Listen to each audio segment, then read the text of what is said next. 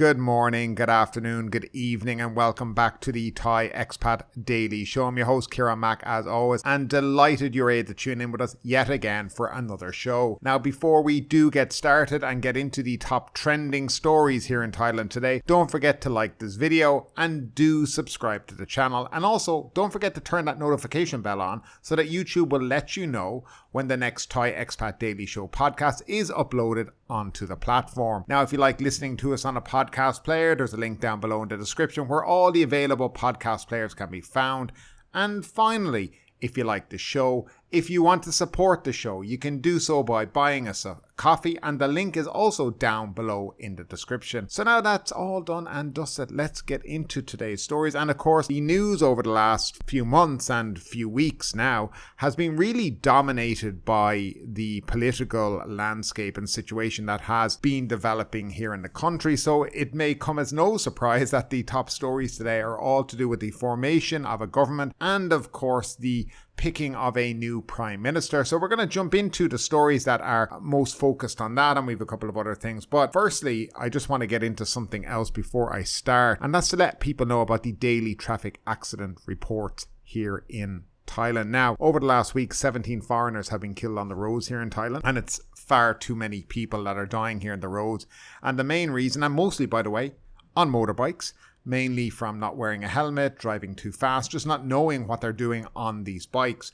But I want to give you the figures here in Thailand. And today, let's say it's the 8th of August. I'm going to give you the numbers for the 8th of August. Today we had 1,605 people injured on the road, with 16 people dying. Now, and the total data for this year, 483,501 injuries on the road, with over 8,830 people losing their lives while on the road. And the majority of these are motorbike related. Thailand's roads are not safe. And particularly if you're a tourist. If you're coming here to Thailand and you've never ridden a motorbike before, my advice to you is just don't do it. It's not worth it. And many people think they can ride motorbikes because they think, oh, it can't be that hard. They get on their bike and the next minute they have an accident. By the way, a minute accident, a little fall or anything like that can cost you thousands of dollars or euros in the hospitals here because, you know, when you're hit skin on concrete, you get injured badly here. And I notice a lot of foreigners, you see them on motorbikes. Nobody's wearing proper motorbike equipment, of course, like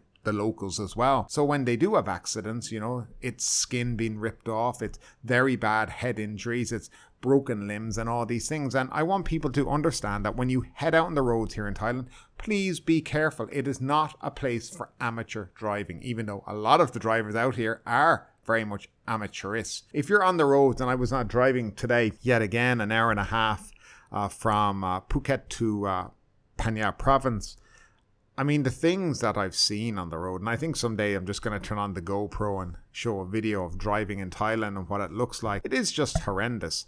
People driving around bends and veering into the next lane because they can't stay in the lane that they're meant to be, or they're sitting in the middle of two lanes because that's how they think they should drive. Indicators not being used.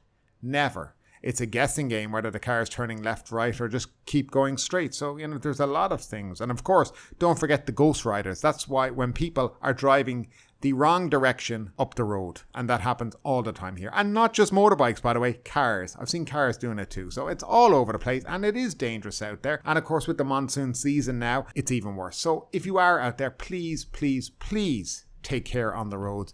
And if you're not used to driving a motorbike, if you've never driven a motorbike, Thailand's not the place to start learning. Anyway, that's my bit for today on that. So let's jump into the other stories. Now, the Pheu Thai party have been slammed on social media for betraying its voters. And what is this all about, you might add? Well, the Pheu Thai party slogan, "Chase away the mouse, strike the cobra," which was used in the general election in Shinawatra province, has top trended on Twitter, or better known now as X, after the party announced their partnership with the Bhumjaithai party. Yes, the Bhumjaithai Party, who are being led by Anutin Charnvirakul, who was the famed Minister of Health during the COVID, to become the core in the formation of the new government. Two Move Forward Party MPs appeared to be upset with the newly formed alliance between the two former political rivals. Amarat Chakamakul tweeted, "They are kissing each other," while Natasha Bhumjaithai wrote, "Every policy the Move Forward Party announced during the election campaign was not only intended to garner votes, but was a pledge to the people." Defending the party slogan, the Pheu Thai leader Charnvirakul said that it was used to win votes for the party. It was just a campaign technique, and in particular, Pheu Thai is not an enemy of anybody, he said, adding that after the party had received a mandate from the people, now it's time for it to do its duty as mandated. The Fair Pay Party's Vision and Policy Committee Chairman, Dr. Pisut, wrote that voting for a party amounts to giving a daughter to a man in the hope that she will be treated properly, not mistreated or abused. So what basically has happened here is the coalition now has been formed between the Pheu Thai Party and the Bhumjaithai Party, which its leader is Anutin Charnvirakul, who, as I said, was the famous, very famous Minister of Public Health during COVID. He was the guy who called foreigners dirty farangs. Maybe some people remember that. He was also responsible for foreigners not being able to get vaccines here at the beginning of COVID and basically excluded as many as he could. Over recent months, a lot of the health workers in this country have voiced their concerns about him and said that he was probably one of the worst ministers of public health who just didn't know what he was doing and why was he given this job in the first place. And his background is he's in construction. He owned a large construction company, so you'd wonder what public health and him had in common. Pretty much nothing. But nevertheless, they have formed an alliance. Now, they don't have a huge amount of seats together. I think it's 141 seats with Pheu Thai, and I think they have 71 seats. So between them, they're still going to need another 30 to 40 more seats to be able to have a majority government, because right now there is 500 seats in the parliament, so they'll need at least 251 to have a majority within that. So they still have more work to do. So there's talk about them teaming up with the Democratic Party, which is another strange one because they have been arch rivals for many years. But what the article really is saying is that the Pheu Thai Party had basically said that all these parties before the election were their enemies and we're out to get rid of them and bring democracy back to the country. Now that we've got a chance to build a government, well, they're not our enemies. That was just a slogan, you know, we didn't really mean it. And it's kind of the usual stuff you see in politics. One thing before the election and another thing as soon as the election has been finished. So that's exactly where things stand. But on the same day, there's been quite a lot of protests. Yesterday, when this pact with the Pheu Thai and the Bhumjaithai Party was announced, there was protests outside the Pheu Thai headquarters, and actually they couldn't get out because of the protests, and the police had to be called to get these leaders of these parties out because a lot of people are very, very upset with them. And some of the groups, including the taxi drivers, they've been protesting against the Pheu Thai Bhumjaithai coalition. Several groups of taxi drivers gathered in front of Pheu Thai headquarters today to express their disagreement over the Pheu Thai Bhumjaithai bid to form a government. Their leader, Warapon Kamtud, told reporters that they want to declare that they will no longer support Pheu Thai because it is cooperating with a political party that has been in government led by a coup leader. On Monday, Pheu Thai held a joint press conference with Bhumjaithai, declaring that they would be the core in forming the government. Bhumjaithai, led by Anutin Charnvirakul, is a coalition partner in the outgoing government led by General Prayut Chan-o-cha, who carried out the last coup in the country, which was around 2014. "We came here not to object to Pheu Thai's formation of a new government. We just want to express that we will no longer support the Pheu Thai Party. Before we fought together with the red shirt people and Pheu Thai against Bhumjaithai, but today Pheu Thai is shaking hands with Bhumjaithai. We cannot accept it," he said. They also burned red shirts and Pheu Thai membership cards to show that they are leaving the Pheu Thai Party. Their gathering was held under tight security after the raid on Monday at Pheu Thai headquarters led by Thalawong political group. So this seems to be the sentiment among a lot of red shirt supporters. They're really, really shocked by this, and they may get even shocked more. The PPRP, which is the political wing of the coup makers, now headed up by Prawit Wongsuwan, they're waiting for their invitation, which is quite funny because they basically announced that, yes, we will consider an invitation to join a new government, but we haven't actually been given one yet. So they're hoping they're going to get one so they can slip in there. But I think this would be political suicide for Pheu Thai to bring these guys in, because they were very clear pre-election in terms of these uncle parties, in terms of the coup makers, that we will not engage or form a government with them. And they've been very, very clear about that. So to go back on the words, to go into government with people that have despised them in the past, by the way, would be, I think, political suicide. But I'd love to know what you think about all of this. It is rather interesting, but we are getting a little bit closer to having a government and a prime minister, which ultimately, of course, would be positive for Thailand, because right now things are just floating along with no real direction. Now, another quick bit of news. Thaksin Shinawatra, we spoke about him a few weeks ago. He was coming home on August 10th. Well, that won't be happening. He won't be coming back on August 10th because apparently, as I said in the last show, the doctors say that he needs to have some checkups done, so he won't be able to fly. He won't be able to fly here to return back and do his time and, do what's right. He's put another date on it, 2 or 3 weeks from now. He's not 100% sure, but interestingly enough, after all of that was said last week, he appeared in Cambodia at Hun Sen's birthday party celebration, him and his sister Yingluck. And they seem to have no problem turning up to that. They were able to fly from Hong Kong to Cambodia. I don't know how they couldn't make it to Thailand for 2 days later, or they could have just crossed the border in Cambodia into Thailand. But apparently the doctor's checkup wasn't necessary to go to Cambodia. It's only if you're going to Thailand, and his excuses have been made. Again, I think another kind of political dinosaur that needs to be, they just need to leave Thailand alone and let younger people start to move this country forward, because his type and everything seems to be about him these days. He wants to keep himself in the news as much as possible. If he wanted, and if he really cared about Thailand, I believe he would just come home, do his prison time and leave it at that. But, I'm coming home on the 10th. Oh, no, 2 or 3 weeks from now. I'd say I would be lucky. I don't believe he's ever going to turn up unless he gets a sweetheart deal where he serves a week in prison maximum, because he has a 10-year prison sentence waiting for him. So it'll be interesting to see how his arch enemies, people who've despised him over many, many years, will react if he comes home and gets a quick pardon. That'll all be very interesting to see. Now, we have some more news of people being dismembered here in Thailand and murdered. And yet again, it's another foreigner. Spanish chef admits to Koh Phangan killing. A Spanish chef has admitted to killing his Colombian surgeon lover and dismembering his body before dumping parts in a landfill on Koh Phangan and his head and other parts in the sea, police say. Daniel Sancho Broncalo, 29, was taken to Koh Phangan police station on Friday for questioning in connection with the disappearance of Edwin Arteaga, 44, a Colombian national. He eventually admitted to murder, said a source familiar with the investigation.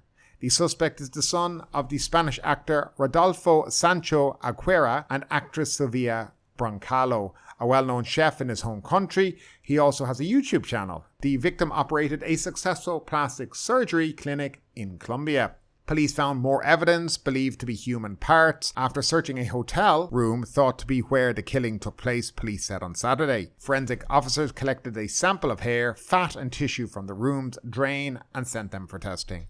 A police examination of security video from various places on the island showed Mr. Sancho was linked to the case. The Spanish man was the last person seen with the victim before the human body parts were found.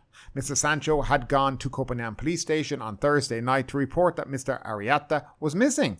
This came after news spread that some human body parts had been found. Trash collectors on Thursday discovered parts from the body, including a pelvis and intestines, inside a sack at a garbage dump on the island. So another gruesome killing, another gruesome dismemberment of a body. Seems to be the latest craze here in Thailand with foreigners. Murder somebody, cut them up into bits and try to spread their parts all over the place. I don't know what kind of people Thailand are attracting, and I actually am starting to wonder what kind of human beings are out there in the world these days. But there seems to be a lot of people who just come up with these ideas. I mean, there's no reason why or no motive for killing this man. But then the idea that you're thinking behind it, I'm going to chop him up and I'll dismember. It's like they're watching movies and getting ideas from it and how to do it. It's become very worrying that these kind of people are turning up in Thailand and these kind of murders are happening. And I, for one, wish and hope that Thai immigration at some point come up with a way to weed out a lot of the criminal elements that are making their way to Thailand. Of course, in a case like this guy just decided, it looks like he's never killed anyone before. I mean, of course, we don't know, but, this is a spur of the moment thing that he did, but it just shows you that you need to be careful when you're here in Thailand, especially if you live here full time. It's your home as such. You need to be careful with the people that you're in contact with, because I just think there's a load of absolute nutters out there. But I'd love to know, guys, what you think about that too. Do you find Thailand is getting more unsafe? Are you weary of other foreigners that are on holidays here or other expats? I'm always curious about people in that regard. If you meet somebody, somebody's not here a long time or short term. I mean, are you quick to make friends? Are you kind of a bit standoffish? Love to know your comments down below in the comment section. And finally, another story of a man dying in Phuket. And yet again, from going out into the ocean. German man, 52, drowns at Karon Beach. A 52-year-old German man, drowned at Karon Beach while playing in the water with his 11-year-old son during the week, last night actually. Police Lieutenant Sharat Lampan of Shillong Police Station was informed of the incident at 8:05 p.m. The man's son said that he and his father went to swim in the water at about 7:30 p.m. Lieutenant Sharat explained both the boy and his father encountered difficulty in the strong surf. The son managed to swim back to shore, but his father was pulled out to sea, he added. Lifeguard launched a search for the German man and later found him and brought him back ashore near the sports ground. The man was unconscious, Lieutenant Sharat explained. Rescue workers performed CPR and rushed him to Shillong Hospital, but the man was later pronounced dead. The German man's body was taken to Vishira Phuket Hospital to confirm the cause of death. And again, very, very sad. But again, questions should be asked. Why are tourists ignoring red flags on the beaches? Why are you going out in a red flag beach at 7:30 at night when it's pitch dark out?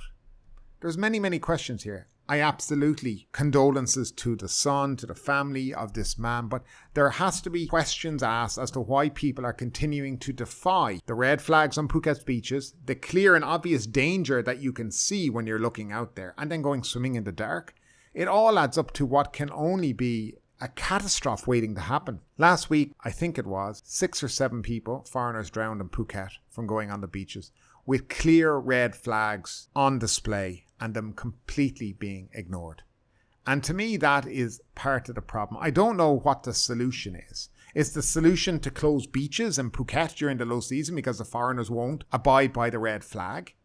Or is it to put more people out on the beaches, telling people not to go out and making a law that if you defy a red flag beach, you can be fined or arrested? I don't know, but something needs to be done because there's too many people drowning in Phuket waters at the moment, and something urgently needs to be done. But that is it for today, folks. I'm delighted as always that you're able to tune in. Hope you enjoyed the show, and we'll talk to you in the next couple of days. Stay safe out there, and thanks once again.